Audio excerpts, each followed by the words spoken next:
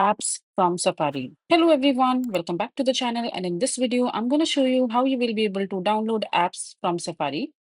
So for that, you just simply have to open your mobile settings, and in the main setting menu, just simply scroll down and click on screen time, and after that scroll down, and here you will be able to see content and privacy restriction, and there you will be able to see the option called iTunes and App Store purchases. Just simply tap on it, and there you will see the option called installing apps.